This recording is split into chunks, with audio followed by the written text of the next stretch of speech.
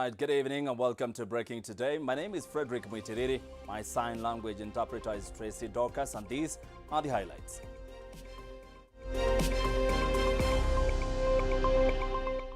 Speaker Justin Muturi maintains that he will go for the top seat in next year's general elections. Jubilee and UDA up in arms for the last round of campaigns in Kiambaa constituency. And the trial proceedings of Migori Governor Kodhobado in the murder of Sharon Otieno and her unborn baby has kicked off. All right, welcome to the broadcast. Now, National Assembly Speaker Justin Muturi maintains that he will vie for the 2022 presidential elections, even as President Uhuru Kenyatta says that it's time for another tribe to lead the country.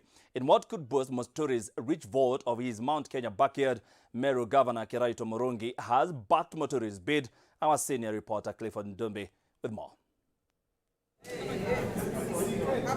Inside the political chess game ahead of the 2022 general elections is the search of a suitable Mount Kenya kingpin.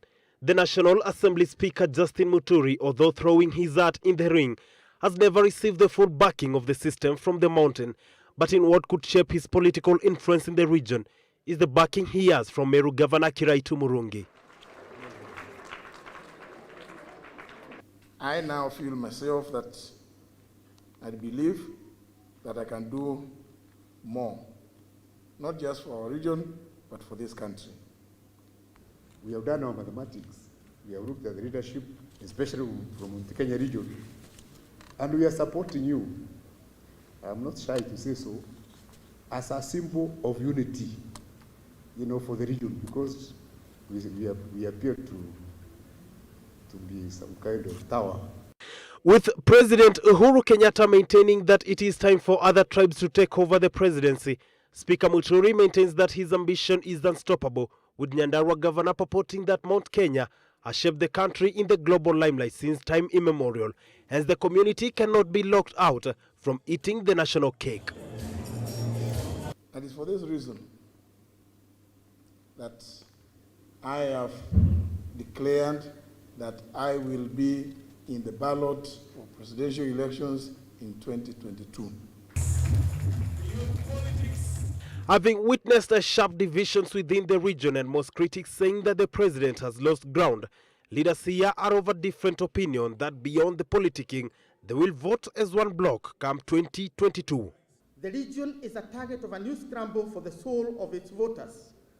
Without a strong presidential candidate for the region, the ruling Jubilee party, like the PNU and NAC before it, will slide to the margins of politics.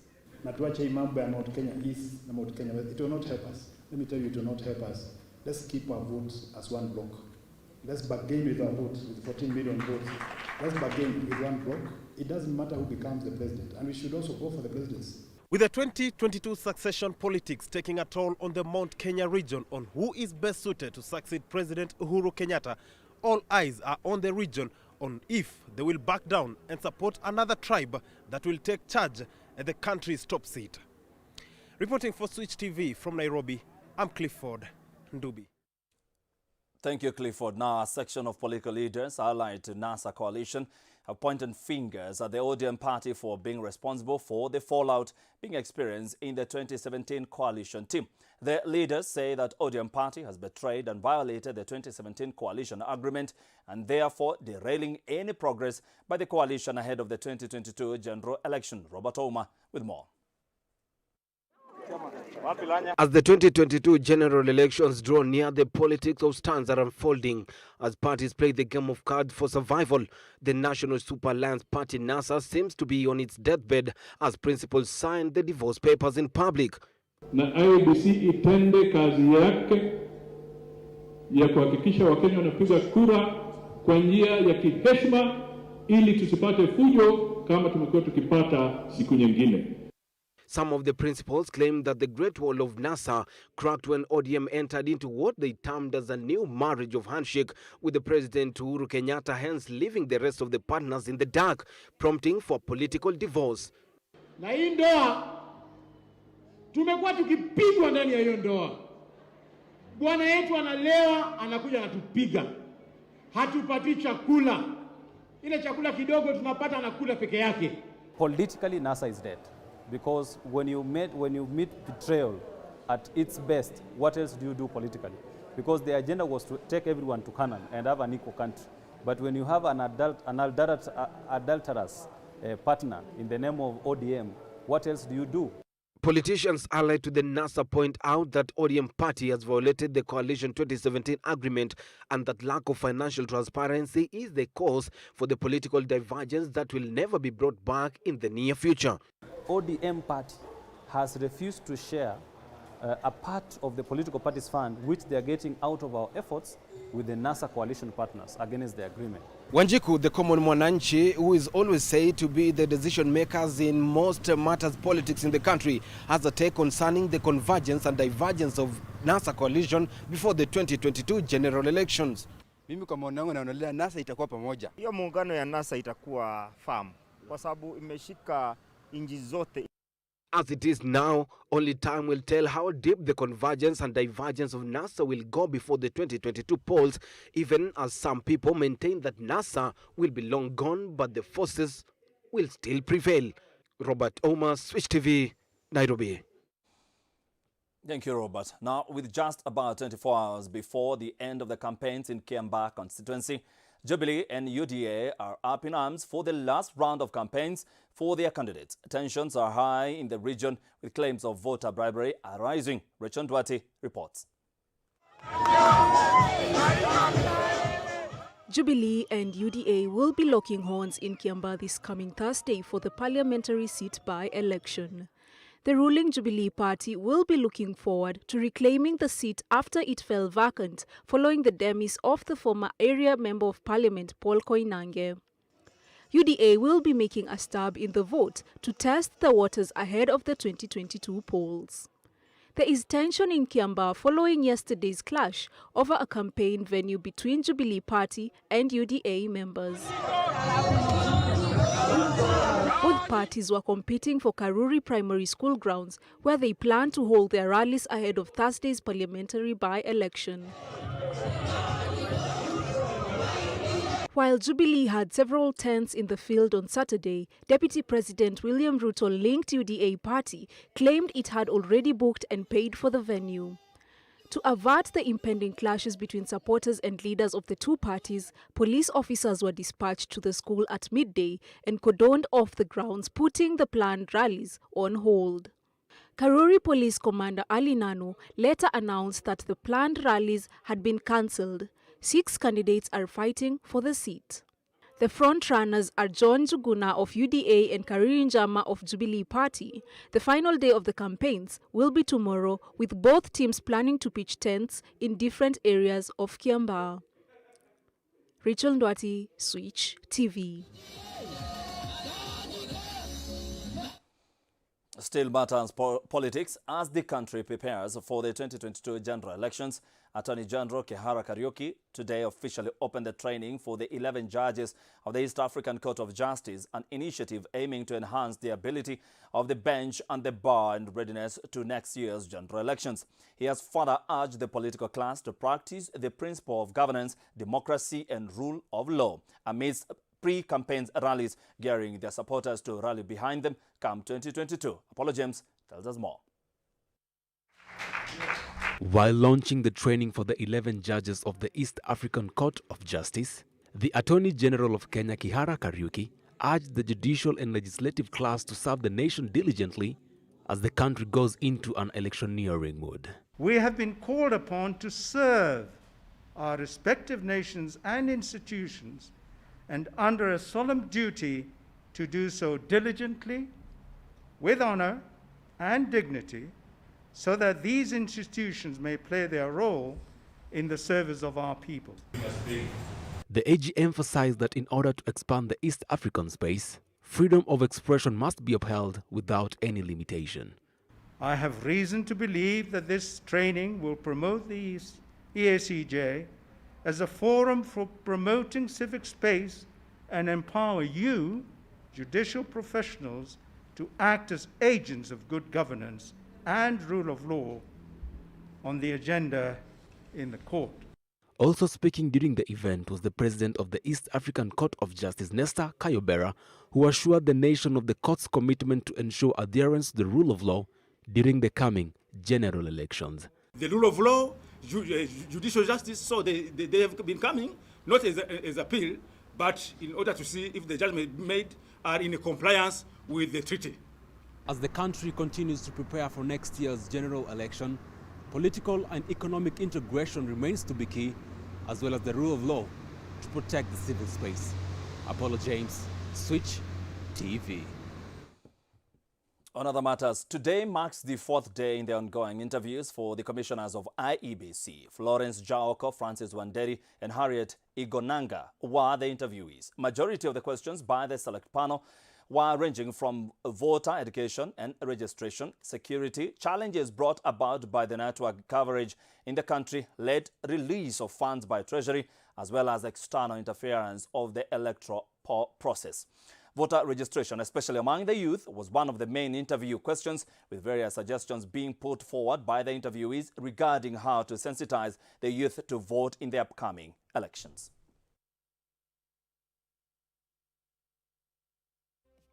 The requirement that you can only register with a national identity card can be a problem, because some of those young people, they have maybe birth certificates that could be used or other alternatives. So it would, the country will have to think of, to avoid that, you need to have maybe alternative documentation. So there are countries where they allow people to use multiple registration information. I think the government of the day wants secure elections, so we can negotiate. I would engage the security agencies or the leaders of security agencies, the Minister of Interior, the police, and whoever else, on a one-on-one negotiations to see what we can do. And I will not do it in secret. I would want to publicize so that the Kenyans know that we are doing something about it. All right, from that story from IEBC, we take a short commercial break. We'll be back with more in a short while. Don't go anywhere.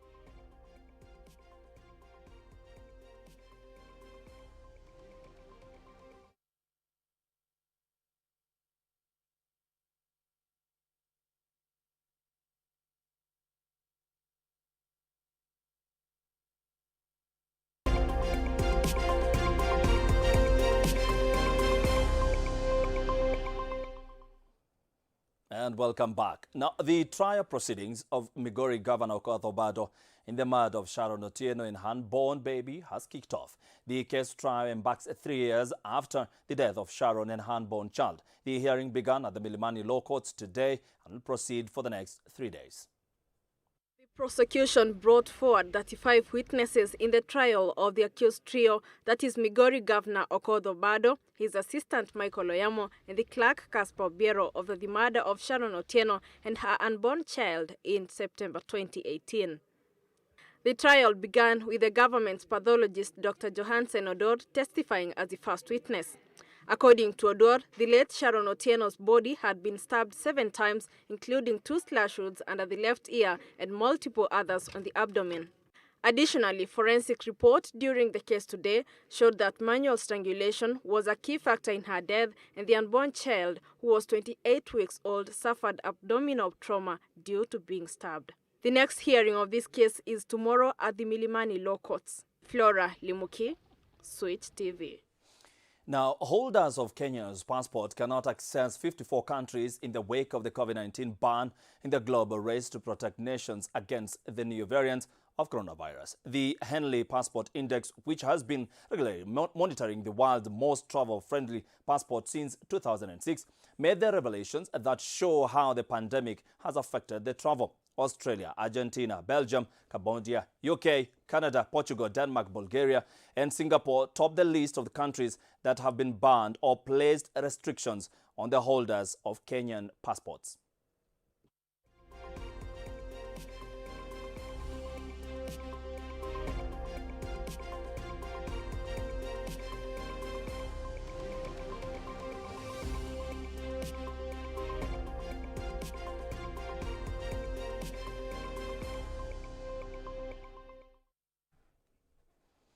Now, Digital Lenders Association of Kenya has said that it is ready to get regulated and that it supports the recent regulation drafted by the Parliamentary Finance and Planning Committee, proposing to put them under the regulatory arm of the CBK. The association has, however, made a raft of proposals, and once implemented in the committee's draft, among them having regulations that focused on the registration and process instead of licensing. The association chairperson, Kevin Motiso, now wants customers to be protected by providing them with clear, transparent, and articulated information on the pricing of the loans before they apply for the loan. I feel that, or rather the association feels that the drafters of the bill were focusing more on clipping our wings rather than trying to solve the actual problem in the marketplace. And what are the problems? The problems are the consumer is complaining. What is the consumer complaining about? They want debt collection practices to improve. They want to stop getting SMSs sent to their mother-in-law, their father-in-law, their teachers, their pastors, etc. They want their data privacy to be respected. The other side of the coin is, this current bill doesn't talk about the business and allowing business to become innovative, right? So it's focusing on regulating business decisions rather than trying to spur innovation. Now we cross borders to South Africa, where violent rioting has erupted into South African provinces, causing the death of 6 people following the imprisonment of former President Jacob Zuma. Supporters are now blocking roads and looting shops, with at least 62 people being arrested, according to South African police. Army soldiers' forces have now been deployed to quell the tension. Rachel Duarte reports. 6 people have been killed and 219 arrested amid escalating violence during rioting that broke out following the imprisonment of South Africa's former President Jacob Zuma. Army soldiers have now been deployed to help police quell the violence. Police have said that shops and businesses have been looted and vandalized, with traffic flow being disrupted by rioters barricading major roads with burning tires and trucks, while cars have been attacked. The violence was triggered last week when Zuma began serving a 15-month sentence for contempt of court. He had defied a court order to testify before a state-backed inquiry, probing allegations of corruption during his term as president from 2009 to 2018. The rioting by Zuma's reporters started in his home region of KwaZulu-Natal province last week, and over the weekend it spread to Gauteng province, which includes Johannesburg, South Africa's largest city. The deaths in Gauteng and KwaZulu appear to have been caused in the chaos, and police are investigating it. The police and national security forces have expanded their presence in both provinces to help quell the violence. The extent of damage to property and businesses will be determined at a later stage, according to the police. Police have warned that anyone using social media to encourage the rioting may be arrested and prosecuted. Rachel Ndwati, Switch TV. Now, in Cuba, Cuba has approved its homegrown Abdala vaccine for emergency use, which is the first Latin American coronavirus jab to reach this stage and a possible lifeline for a region trying to battle a killer pandemic with modest means. The country's health regulator has given the go-ahead after Abdala's makers announced the vaccine candidate was more than 92% effective at preventing COVID-19 disease after 3 doses. Currently, Cuba is working on 5 coronavirus vaccines. Here is Sally Lizwa with his story. Cuba's regulators have approved one of its own vaccines for emergency use in the wake of the country's surging COVID-19 cases. It's one of the 5 candidates in the pipeline, and another vaccine could soon be approved. Cuban scientists say the country's drug regulator has guaranteed emergency use for the COVID-19 vaccine called Abdala, which has proven almost 93% effective against the virus. The vaccine was developed by the Center of Genetic Engineering and Biotechnology. This decision opens big avenues to keep expanding vaccinations in Cuba and could lead to requests from sister nations wanting to use the vaccine in clinical studies and to immunize their people. The vaccine comes as Cubans face a flare-up of COVID-19 with thousands of new daily cases and deaths. Health officials are worried about the spread of the Delta variant and hope the 3-shot Abdala vaccination, given 14 days apart, will bring down the latest surge. I'm very sure that the vaccines will give good results, and although the pandemic will not disappear overnight at least, we won't have this large number of infected or sick people. Everyone should get the shot. See, if this COVID-19 ends, we can go for a good time and enjoy, you know, because this is tough, man. This confinement gets me crazy. Eduardo Martinez, president of BioCuba Pharma, a pharmaceutical conglomerate, announced a second locally produced vaccine could get approval within the next few weeks. We have been in contact with the offices of the World Health Organization and the Pan American Health Organization, and we will soon hand over to them the efficacy results of our vaccines. Several countries have already expressed interest in producing the vaccines, while others may end up purchasing them. Cuba is the first country in Latin America and the Caribbean to successfully develop a COVID-19 vaccine. Liza Sali, Switch TV.